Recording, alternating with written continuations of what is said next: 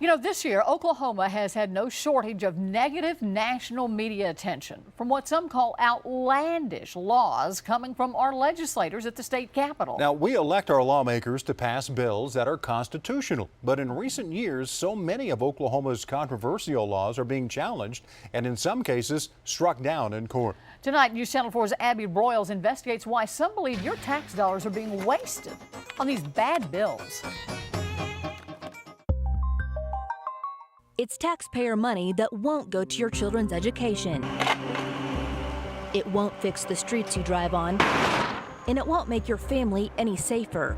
Instead, it's tax dollars going toward the legal defense of bills passed by our state legislature. It's not our job to pass constitutional laws. If I had a quarter for every time I've heard that in the last 7 years that I've been here, I'd be pretty well off. Representative Corey Williams is one of many who will tell you too much time and money is wasted on legislation that legal experts say would never survive in court.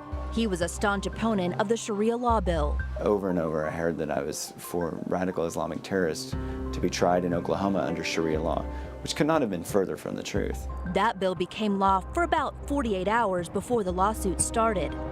Last year, a federal judge ordered the state of Oklahoma to pay the attorney's fees for the people who sued. It wasn't cheap. Taxpayers are still funding the payout. It's more than $300,000. The Attorney General's office is responsible for defending state laws that are challenged in court. There are 17 lawyers here at the AG's office who do this work. In years past, they defended about 5 Oklahoma laws challenged in court a year. Right now, they're defending more than a dozen. Very rarely, the Attorney General will say, I cannot defend that statute in good conscience. I agree it's unconstitutional. Former Attorney General Drew Edmondson defended Oklahoma laws for 16 years, even when he knew he would probably lose. I went to the Supreme Court in 1996 and defended a statute that all 9 justices decided was unconstitutional. But it was an academic exercise. You make the best argument that you can and hope you sway some of the court. The AG hires private attorneys when certain expertise is needed. A spokesman for current AG Scott Pruitt told us they don't keep a running scorecard of the money spent, but we found the legislature recently gave that office $5 million for private attorneys hired to work just 2 cases. Now some lawmakers are calling for more transparency on how and where the money is going. We should be able to get that information. What this is telling me is that it's a large number, and the public would probably be shocked to learn how much it costs to defend these laws that lawmakers know are unconstitutional. A question you may be asking is, why do lawmakers propose these kinds of bills in the first place? Many say it gives them something to brag about on a campaign flyer, something to hang their hat on.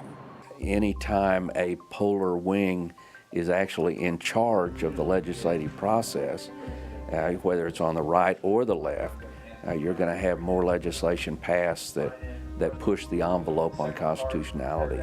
And we've seen a lot more of that in recent years. Right now, the Republicans control both houses in the legislature. Since January, several lawsuits have already been threatened with the rise of bills targeting the gay community.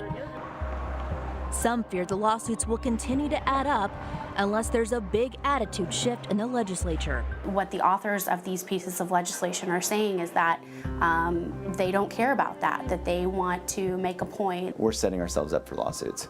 We say that we don't like attorneys in this state, and we pass tort reform, and we do this, that, and the other, but we keep plenty of attorneys employed suing and defending the state. So how do we stop the wasteful spending? Experts say perhaps the only real remedy is you, the taxpayer, holding your representatives accountable, thinking long and hard about your pocketbook the next time you head to the polls. Abby Broyles, News Channel 4. Since we started investigating, the current AG's office answered very few of our questions. Now the House Budget and Appropriations Committee is demanding those answers too. We'll continue to follow it.